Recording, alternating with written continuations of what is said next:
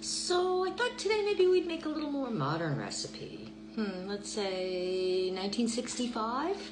There you go. What were you doing in 1965? Well, apparently, Tang was a big thing.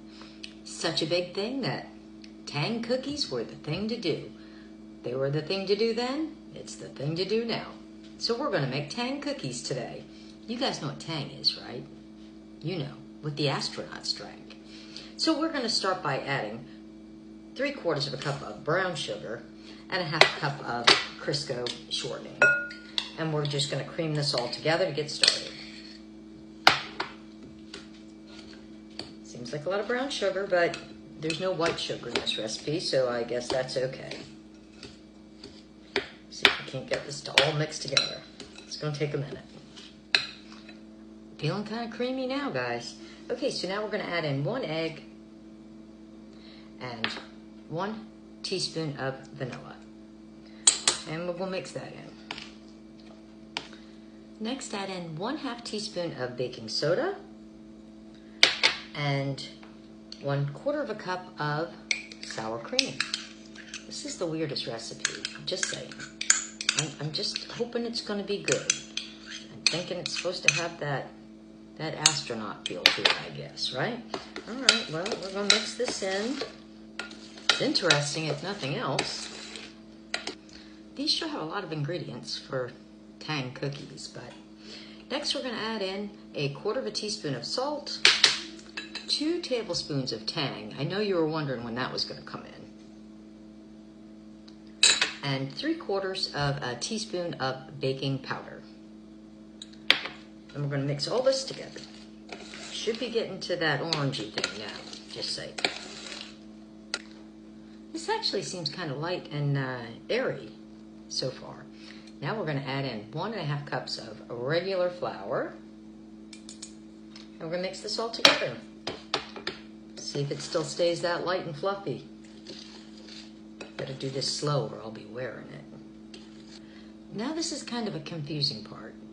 It says that 1/4 cup of chopped walnuts is optional.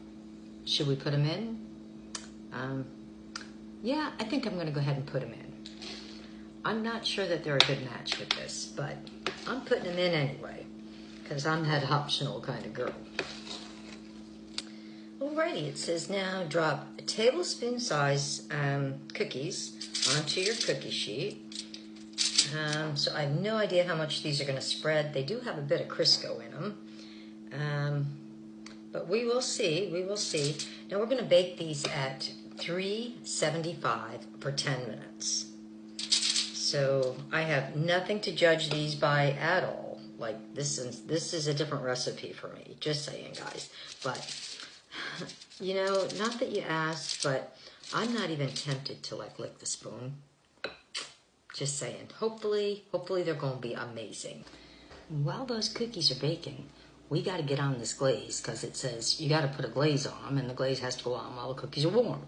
So we're going to make the glaze now. So we need, so as I was saying, we need 1/2 cup of powdered sugar, 2 tablespoons of Tang because we need Tang, extra Tang, you know, because they're Tang cookies. And 1 tablespoon of butter. So we're going to put that in there. And we're going to start mixing this together. And it's going to turn glazy, I think. So I'm not quite sure about these recipes from 1965, but it says to add milk or cream just enough to make the glaze glazy. I'm not sure what just enough is, so I'm going to start with a little bit. And because you know how powdered sugar, boy, it'll dissolve right up on you, right? I'm just not really sure about this, but it sure is a pretty color. Look at that. Okay. I think this is more like a frosting than a glaze so far. So maybe just a little bit more. Maybe that's just right. Okay. All right, so we're ready for when these cookies come out of the oven so we can glaze them up, baby. This is going to be good. It's going to be good. Recipe says, while they're hot, still glaze them. So they're fresh out of the oven and super hot. So this should work. So we're supposed to, I think, just put a little bit on the top of each of these, like this, and I guess it'll kind of like drizzle down and turn into a Tang cookie, I guess, right? We'll give it a whirl. Here we go. We're tanging.